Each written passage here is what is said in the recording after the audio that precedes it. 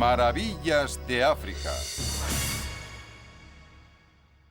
Los más bellos paisajes.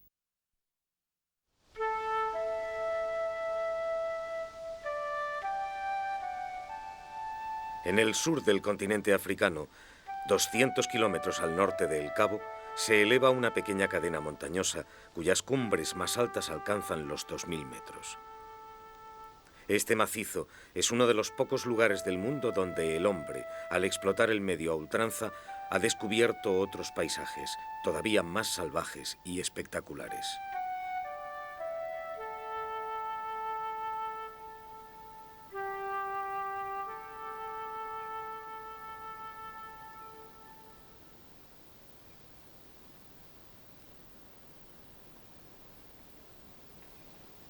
Los primeros blancos llegaron a esta región a mediados del siglo XVII. El paisaje que entonces describieron no tiene nada que ver con el que hoy se despliega ante nuestros ojos. Dicen que la montaña está cubierta de bosque, que hay miles de árboles asomando entre los peñascos, árboles que desprenden un olor embriagador. Hoy en día, en esa elevada meseta, la vegetación se limita a pocas flores de montaña.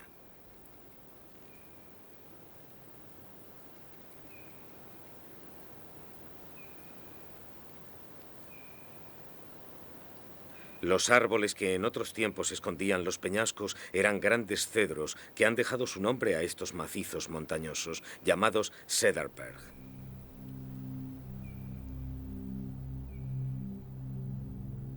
Desde el siglo XVIII, grupos de leñadores se instalaron aquí y se pusieron manos a la obra. A medida que descubrían la meseta, ponían de manifiesto formaciones rocosas espectaculares. Los cedros eran muy apreciados para la construcción, de modo que los golpes procedían a buen ritmo y la montaña se desnudaba de forma irremediable. Cada vez se veían más peñascos y cada vez menos árboles. En 1876 se intentó asegurar un mínimo control sobre la tala, pero la explotación prosiguió durante 100 años más, casi hasta el último cedro.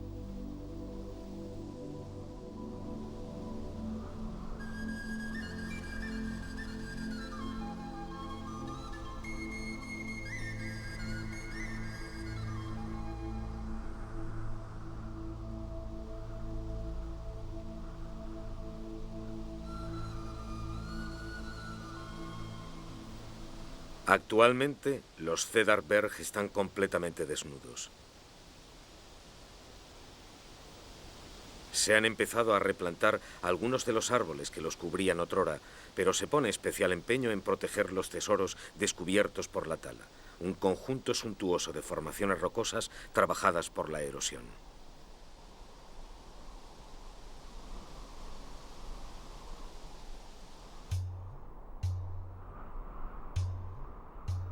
Las rocas de Cederberg son areniscas. La arenisca está formada por granos de arena. Son de forma y tamaño irregulares y quedan soldados por un cemento. Bajo la acción de la lluvia y del viento, las areniscas se moldean de forma espectacular.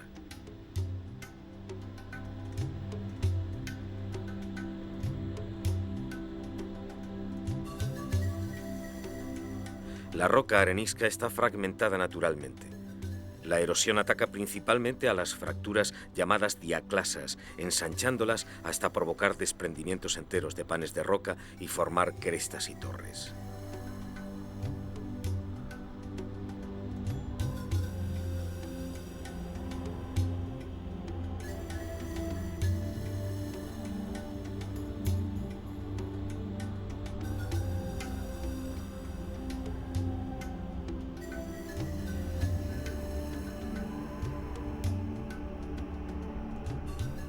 Este paisaje en forma de ruinas está protegido desde 1973 en el marco de una reserva natural de 71.000 hectáreas sometidas a una estricta vigilancia.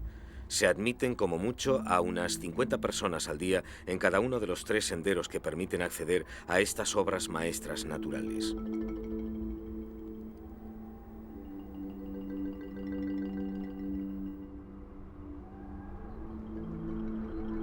Durante el verano austral, de diciembre a marzo, el lugar queda desierto porque la temperatura es tórrida en invierno. Por contra, en la meseta reina un frío intenso. Entre las dos estaciones, los visitantes de Cedar-Berg se acercan inevitablemente hasta la formación rocosa más conocida del macizo, la Maltese Cross.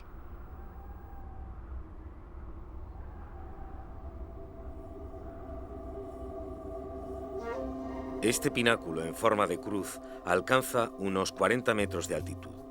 Es una de las rocas más famosas del sur de África.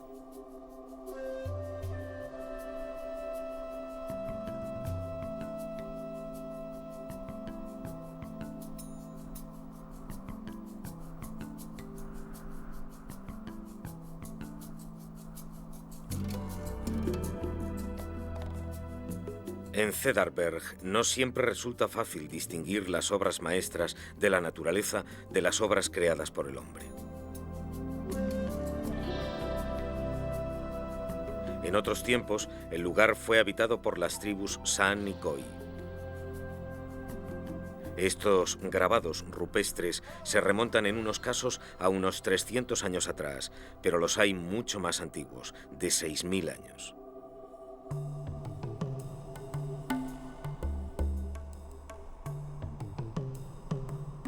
En la actualidad, la montaña solo alberga una fauna escasa y discreta.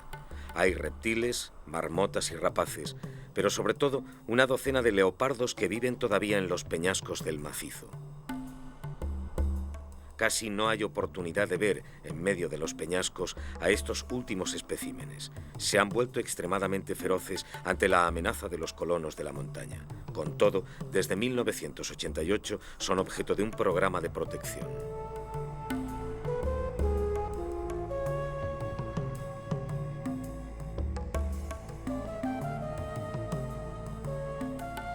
Hace 30 años escasos que las sierras callaron. Desnudo de su verdor, Cedar-Berg vive apaciblemente hoy en día en la serenidad rocosa de sus nuevos paisajes.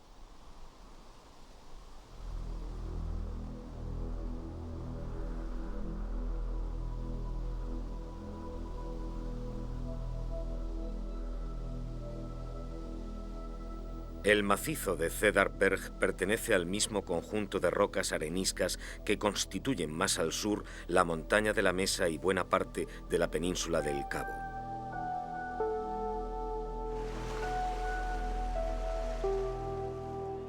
Las costas de esta región se hallan entre las más variadas y las más bellas de África.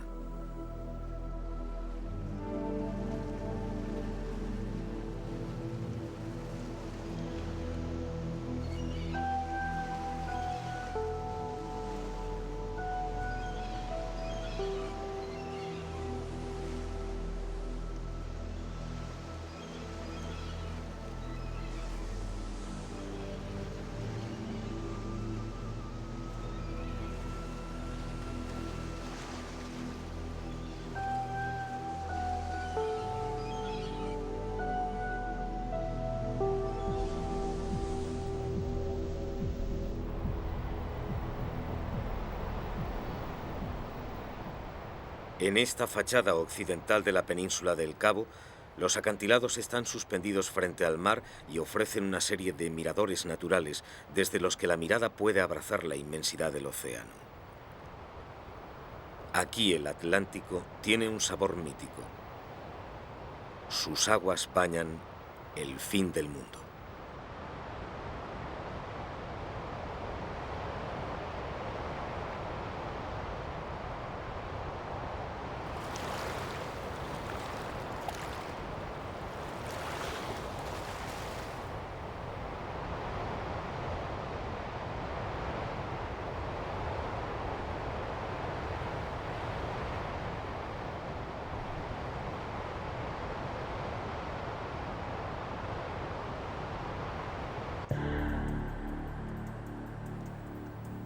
En algunas decenas de kilómetros, la costa ofrece una sucesión ininterrumpida de playas de una belleza sorprendente.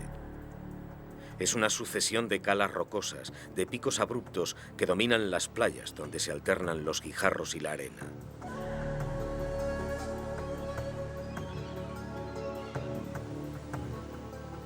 Unos kilómetros más allá, las aguas del Atlántico y del Océano Índico se mezclan. Se diría que compiten, que se dan prisa para ofrecernos un abanico de las orillas más bellas que saben hacer antes de llegar una y otra al extremo del continente.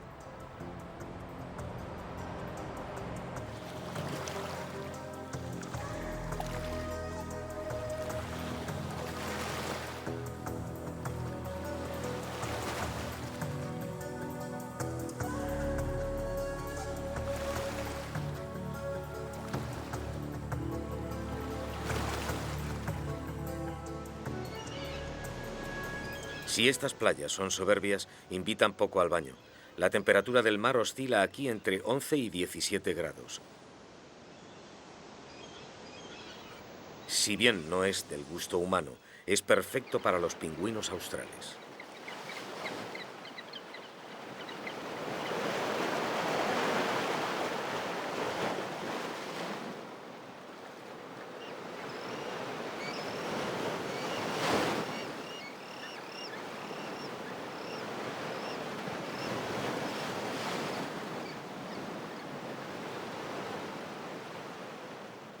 Estos pingüinos, que miden unos 60 centímetros, pesan entre 4 y 5 kilos. Son los pingüinos del Cabo. Su nombre científico es Spheniscus demersus. Entre los pájaros hay 4 especies del género Spheniscus. Todas viven en el hemisferio sur, en las Galápagos, a lo largo de Perú y aquí. Los otros pingüinos viven en las aguas mucho más frías del Antártico. Es el período de la muda y todos los pájaros están dedicados a su plumaje. Todos los Spheniscus se parecen. La parte superior es negra, la parte inferior blanca está recorrida por una banda negra que rodea todo el cuerpo. En estas colonias resulta fácil reconocer a cada miembro de la familia. El macho tiene el pico más imponente que la hembra y los jóvenes no tienen la banda negra en el pecho.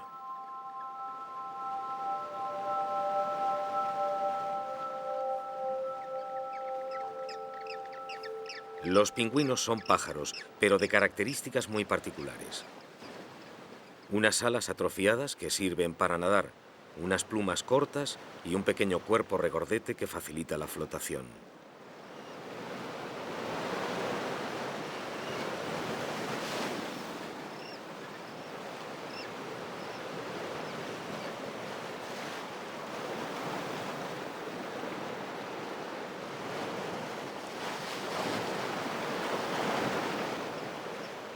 Los pingüinos están perfectamente a gusto en el agua, les encanta jugar e incluso pueden dormir en ella, pero nunca se alejan a más de 50 kilómetros de la costa.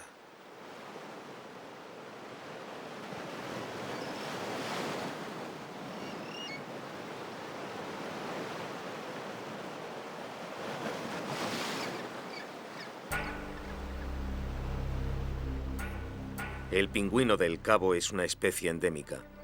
Solo se la encuentra en este litoral, desde el norte de Namibia al sur de Mozambique. Esta colonia invasora de la península del Cabo no debe esconder una realidad. Estos pingüinos, en general, están reduciendo su población.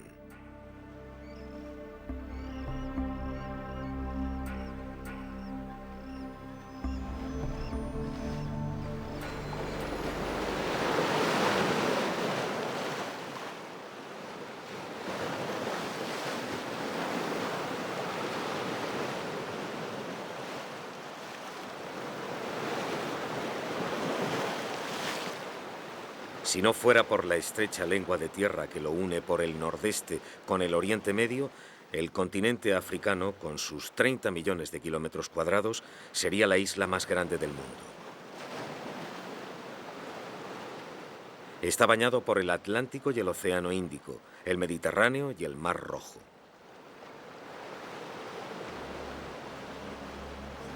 Ofrece miles de kilómetros de playas que bordean tanto llanuras como montañas o incluso selvas, y a menudo desiertos.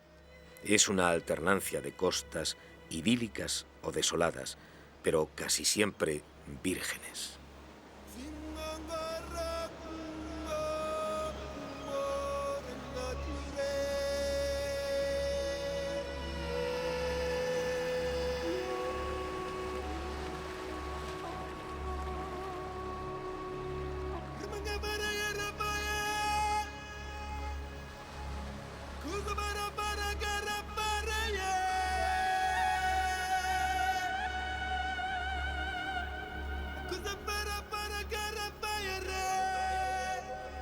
Hay ciertas orillas que presentan al hombre grandes dificultades en su conquista porque son inciertas. Nunca se termina de saber del todo dónde acaban y dónde empiezan.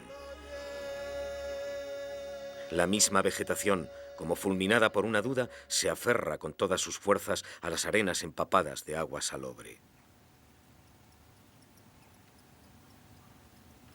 Es un manglar como los muchos que existen en África, en el que el suelo es tan llano que los ríos tardan en desembocar al mar. Entonces mezclan interminablemente su agua dulce con las del océano que entra y penetra más o menos lejos tierra adentro.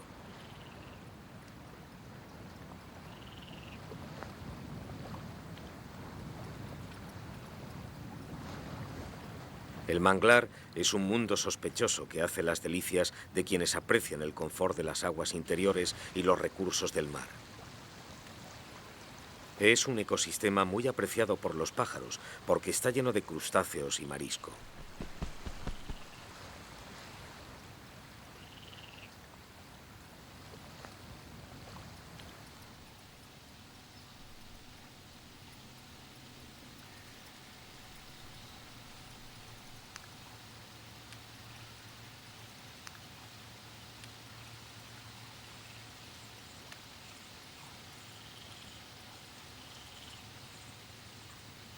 El manglar es un decorado. Ofrece el paisaje a la vez inquietante y apacible de una vegetación incontrolable que no deja de extenderse.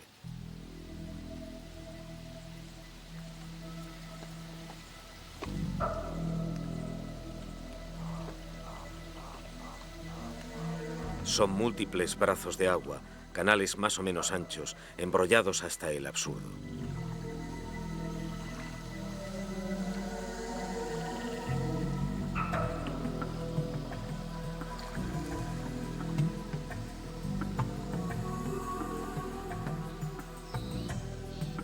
Los mangles, llenos de calor sudoroso, imponen su crecimiento y definen el trazado de un laberinto un poco inquietante, pero también apacible y magnífico.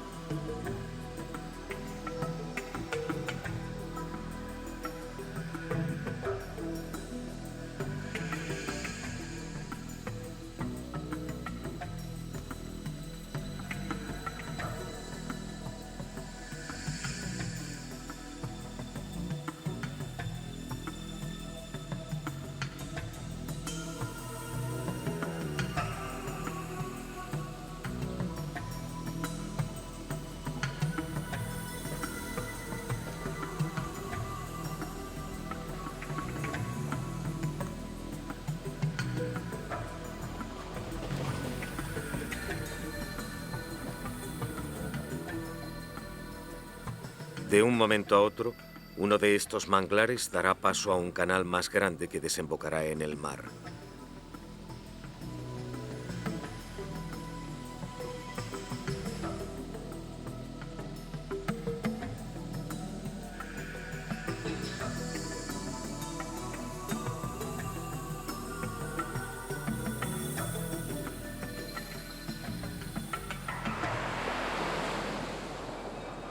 El litoral africano presenta un aspecto particular.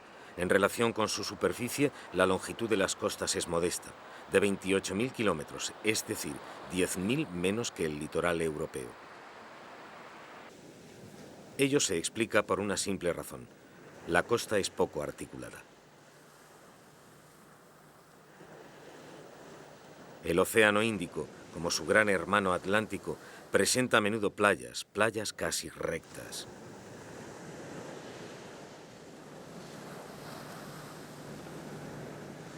Al otro lado del continente, el pequeño territorio de Gabón queda justo a caballo del Ecuador.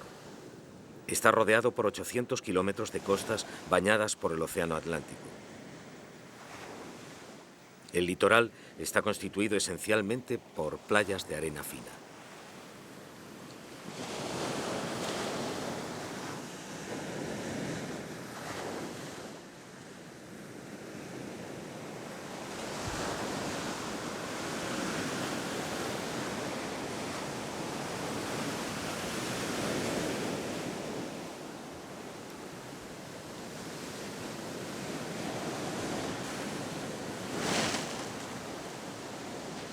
Aquí, las olas del océano llevan troncos que son los residuos de la explotación de la Gran Selva.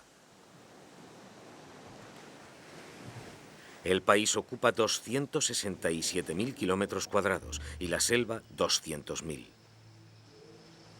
Los aviadores dicen que, visto desde el cielo, el país se parece a un campo de perejil. En tierra, uno se da cuenta simplemente de que cada brizna alcanza los 40 o 70 metros de altura.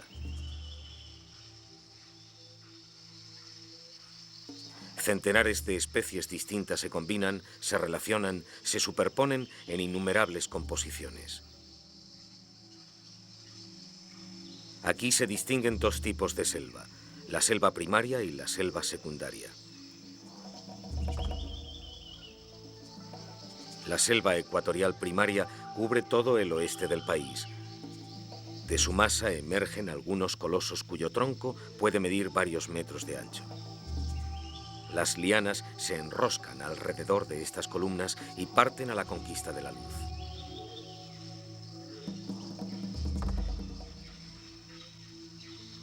Todas estas especies luchan por intentar conseguir su lugar al sol, sin el cual, si se quedan en la penumbra, nunca alcanzarán la madurez. En el suelo, las hojas marchitas, los restos vegetales en descomposición forman el humus sobre el que se desarrollan enseguida nuevas formas de vida. La selva primaria, la rainforest, no cesa de retroceder ante el avance de la selva secundaria que crece, más o menos espontáneamente, en el lugar donde se han cortado los árboles. La selva secundaria se distingue de la selva primaria por su maleza densa, increíblemente enredada, casi infranqueable.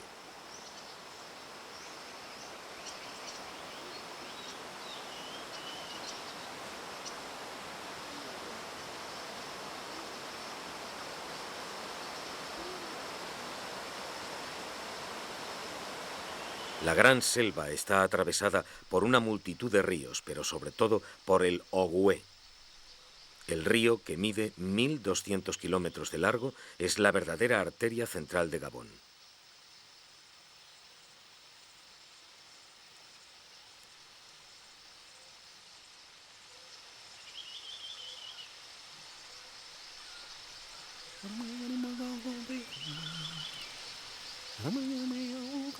Ya cerca del mar, el Ogooué parece no saber qué hacer con sus aguas. Las dispersa en una multitud de brazos que van a alimentar uno de los sitios más bellos de África, los lagos de Lambaréné. El lugar es famoso porque Albert Schweitzer fundó a principios del siglo XX un centro de tratamiento para los leprosos. Lambaréné es la puerta de acceso de un conjunto hidrográfico de una rara belleza. Aquí, los lagos se comunican entre sí y con los 1000 brazos del río.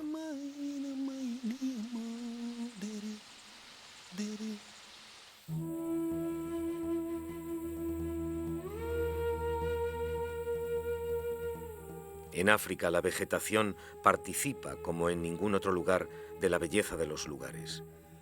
La vegetación juega con la luz, se engalana de colores cambiantes según el día.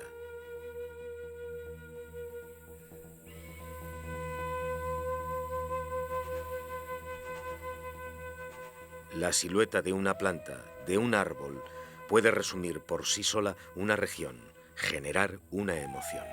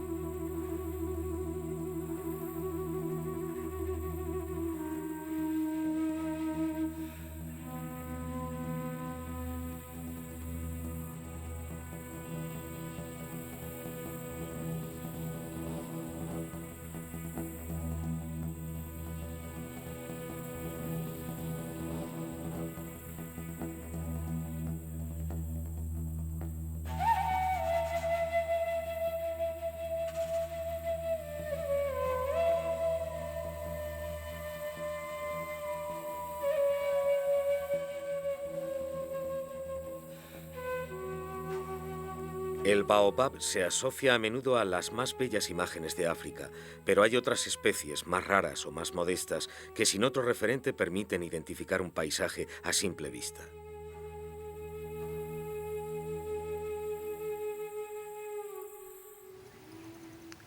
La silueta del árbol carcaj revela inevitablemente una región árida del África austral.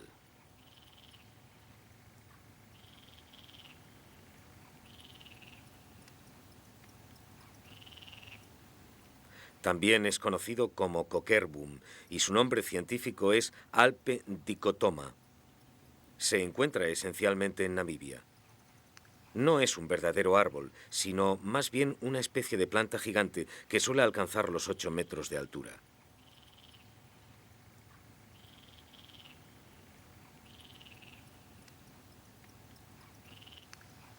Al sudeste de Namibia, al norte de Keetmanshoop, este paisaje sorprendente debe todo su carácter a la presencia de unos cuantos centenares de coquerbums.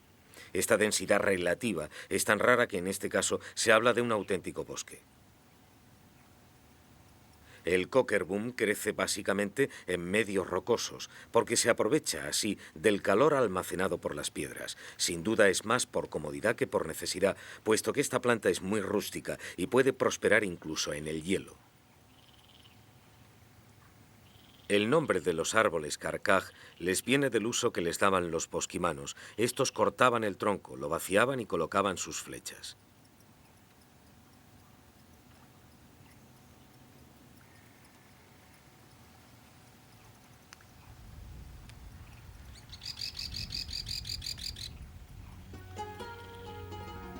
En el norte de África, la palmera datilera marca el ritmo del paisaje. De sus frutos se dice que son dedos de miel y de luz. La abeja toma el azúcar, el hombre la pulpa y el camello se come el hueso, que es una auténtica pequeña reserva de celulosa. Este árbol puede transformar por sí solo un paisaje monótono y austero en una especie de Edén inesperado. No se sabe muy bien si es por contraste cómo se produce el encanto o si esa belleza repentina se debe a la elegancia de su silueta. En cualquier caso, sus copas esbeltas despliegan una verdadera magia. Crean en el suelo una sombra difusa que conserva un poco de humedad y atenúa la aridez del clima.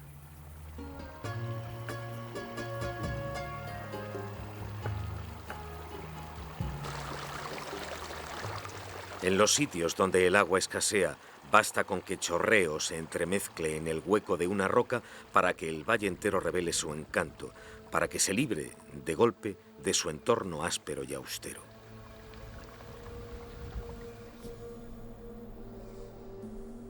Por naturaleza, el desierto tiende a economizar sus efectos. Con una curva, un horizonte, un árbol muerto, crea paisajes en los que se expresa la belleza pura.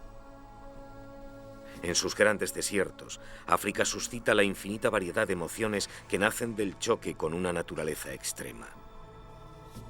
Estas piedras blancas están esparcidas por la arena al sur del Sáhara. No son otra cosa que mármoles, para ser más precisos, cipolinos, rocas calcáreas compuestas de cristales de calcita. Aquí, en esta región de Zagado, adquieren reflejos azulados que contrastan con la arena rojiza. La naturaleza las ha desplegado, erosionado al azar, pero con tanta armonía que se diría que es una exposición de esculturas minerales. En estos paisajes desérticos, la erosión es la encargada principal de la decoración, con lo que tiene a mano, sea roca o arena. En ocasiones, la arena puede ser compactada por los elementos hasta el extremo de formar una especie de materia sólida, que entonces sufre a su vez nuevos procesos de erosión. Estos curiosos cerros de arena dura se formaron en la región de los oasis, en Túnez, en Depaka, entre el Golfo de Gabes y la frontera con Argelia.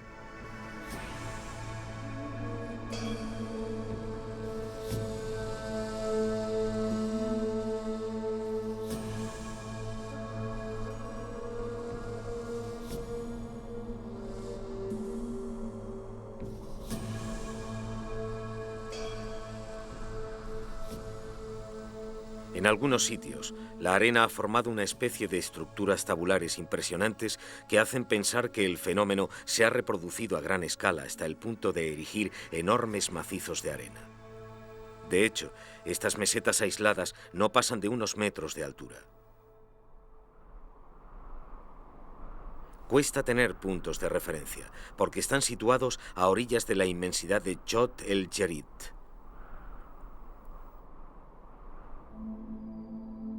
Este lago es el más grande del norte de África. Se extiende por 200 kilómetros. Es una extensión gigantesca de sal que, en la estación húmeda, se transforma en una especie de mar infinito de agua salobre.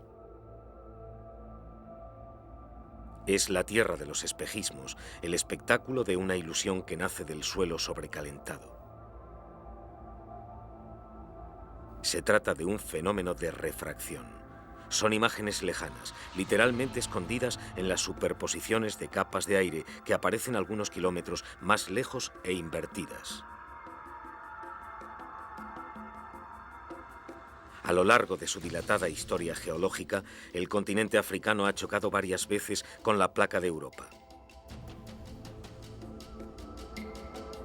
Estos choques han generado unos pliegues en suelo marroquí. Ello se ha traducido en la aparición, en un eje norte-este, de una serie de 6 cadenas montañosas paralelas unas a otras. Estas montañas constituyen el macizo del Alto Atlas Central.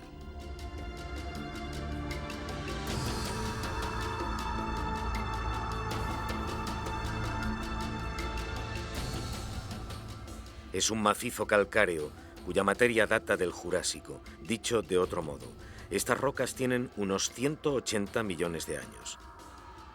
Hoy día presentan un aspecto muy diferente del que tenían en su origen. Con el tiempo han sufrido algunos movimientos de la corteza terrestre y sobre todo han sido sometidas a la erosión.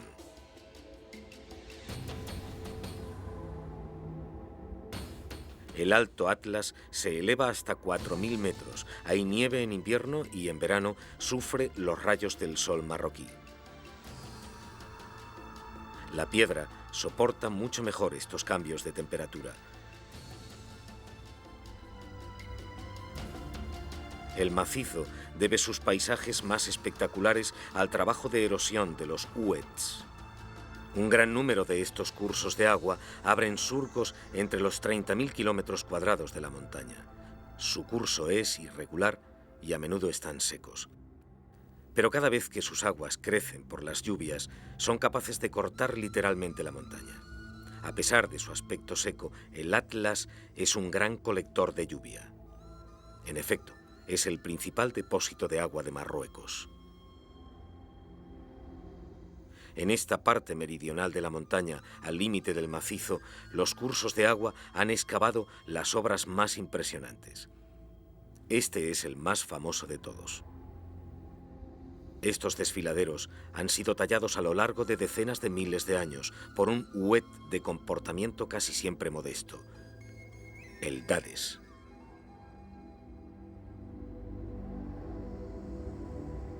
Como el Dades, muchos otros cursos de agua que atraviesan África han creado unos paisajes espectaculares. En otras ocasiones se limitan a fluir, conformándose con animar algunos de los lugares más hermosos del continente.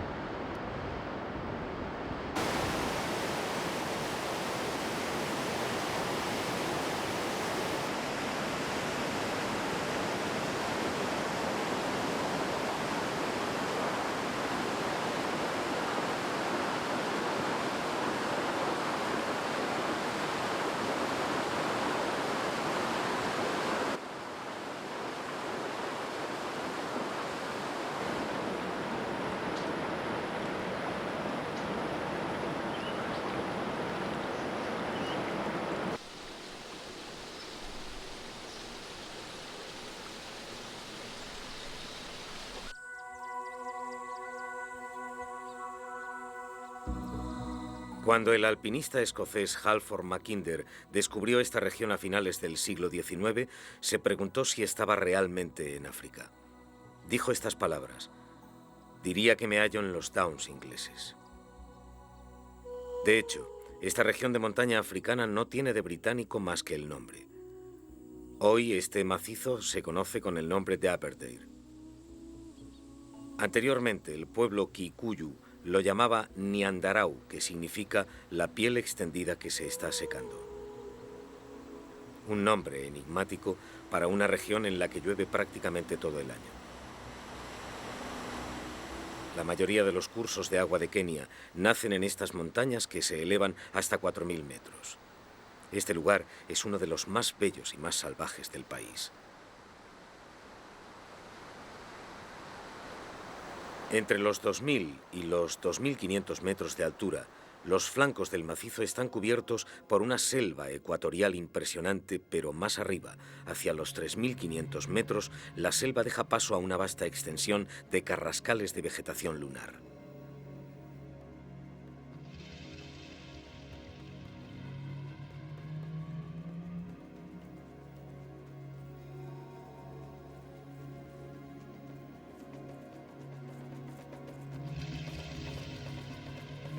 La cadena de los Aberdare forma a lo largo de 70 kilómetros en el corazón de Kenia la pared oriental del Valle del Rift.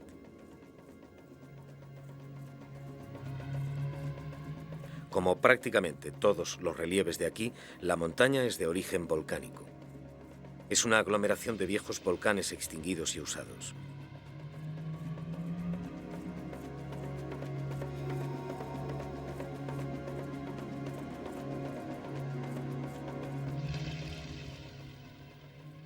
Al sudeste del país, en la misma atmósfera húmeda, se erige otra cadena montañosa también volcánica, la cadena de Chyulu Hills.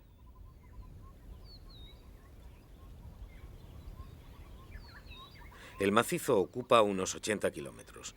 Se despliega hasta donde alcanza la vista en verdes olas. La más alta llega a los 2.100 metros.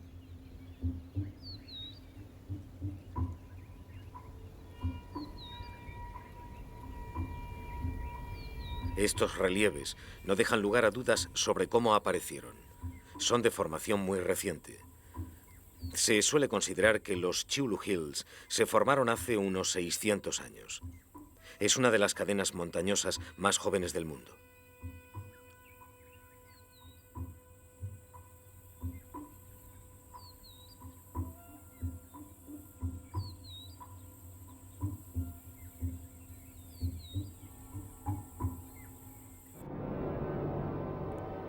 De un cono todavía abierto, un gran río de lava parece haber salido tan fresca del volcán para esparcirse por el valle.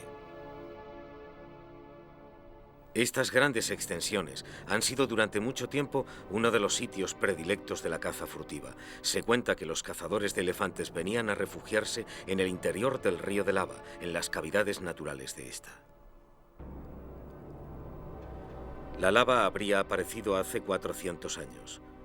Impresionó a los espíritus, puesto que probablemente se tragó a su paso varios Kal Masai. Los kraals son ocupaciones de chozas rodeadas de espinos que sirven de morada para las tribus nómadas de la región. Se llama Shitani Flow, conocida como el Río del Diablo.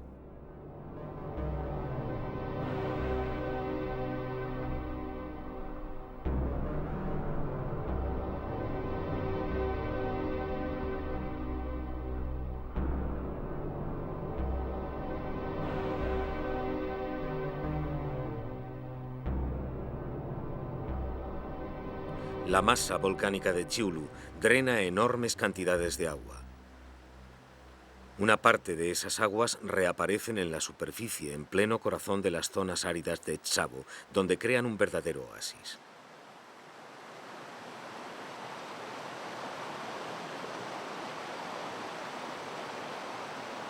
El lugar se llama Tsima Springs y está situado en la parte norte del Parque Nacional de Tsavo Este.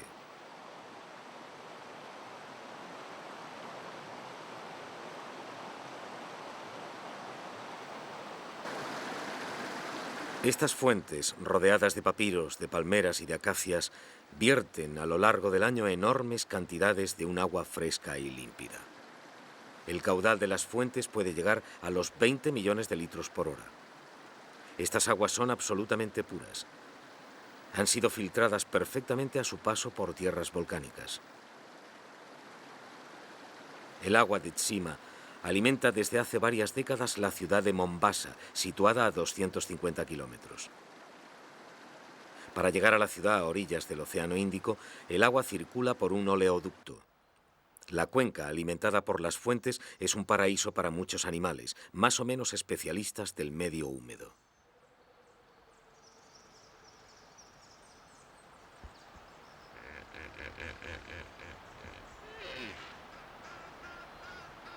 Actualmente, las 3/4 partes del caudal del curso están desviadas de su recorrido natural. De ello se deriva el empobrecimiento del ecosistema y la reducción sensible de la vida acuática.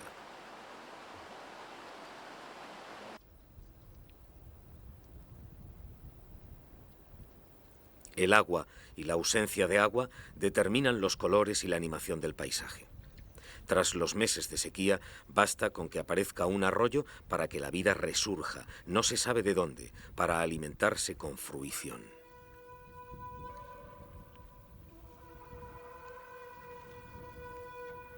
En la zona salvaje que se extiende al norte del monte Kenia, la sucesión de las estaciones causa transformaciones espectaculares en el paisaje. Es la tierra Samburu. En otras palabras, es la que ha sido dada en llamar una de las reservas más bellas del país. La Reserva Nacional de Samburu no es muy grande, no ocupa más que 225 kilómetros cuadrados. Incluso teniendo en cuenta las reservas vecinas de Buffalo Springs y de Shaba, esta zona protegida es de dimensiones modestas para la escala del país, pero nos propone algunos de los paisajes más bellos de África. Samburu se halla a los pies de la cadena de los Matthews, confinado con las zonas desérticas del norte del país. Al final de la estación húmeda, las arenas y las colinas volcánicas se cubren de una suntuosa vegetación que se convierte en el marco de una vida animal fuera de lo común. Es el territorio de especies que no se hallan fácilmente en otros sitios, desde la jirafa reticulada con su vestido dibujado con pincel o la cebra de Grevy, que también parece haber pasado por las manos de un artista de la raya. Es un mundo delicado y refinado. Es el territorio de los Gerenux, también llamados antílopes jirafa. Estos animales parecen haber sido dibujados por algún pintor italiano del Renacimiento, de los que alargaban de forma desmesurada el cuello de sus modelos para conferirles más gracia.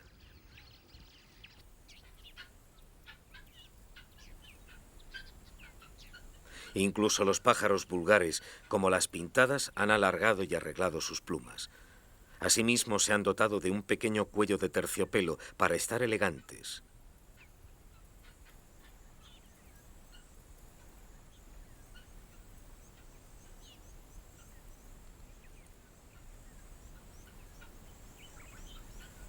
El lecho seco de un río, que aquí se llama Luga, recuerda una realidad más austera. Pronto llegará el tiempo de la estación seca, en la que la vida será más dura, el agua y la vegetación más escasas. El paisaje perderá sus colores frescos, se amarilleará, pero hallará un nuevo encanto, aunque sea más común, más de acuerdo con la imagen que se tiene normalmente de la sabana africana.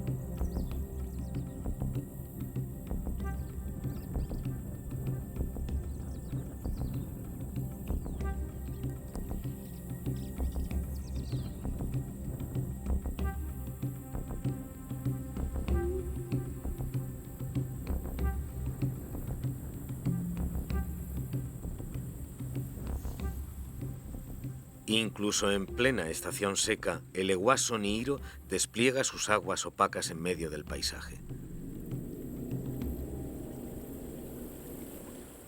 En Samburu, Ewaso Niiro significa el río de aguas pardas. Desde el comienzo de la historia de la humanidad, el Ewaso Niiro nunca se ha secado, nunca ha dejado de fluir.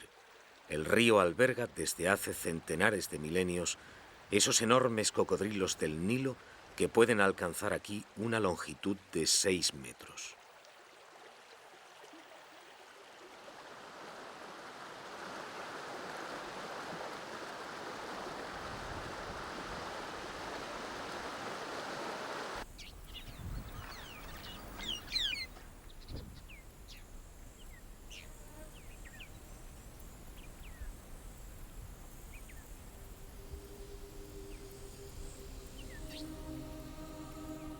Es África tal como la imaginamos. Un mundo donde nada ha cambiado, poblado de animales que ocupan un medio intacto.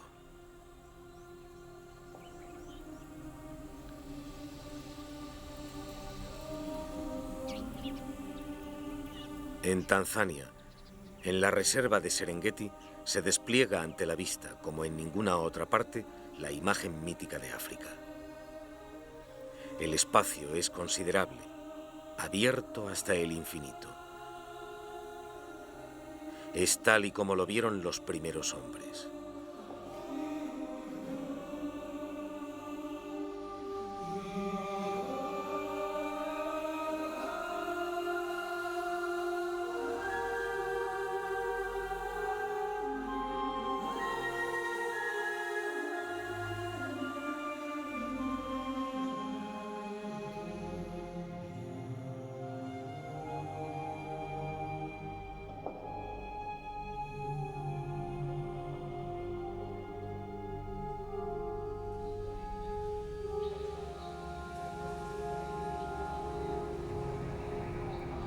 África rebosa de decorados suntuosos y de tierras todavía vírgenes, pero aquí es donde nacen las emociones más fuertes.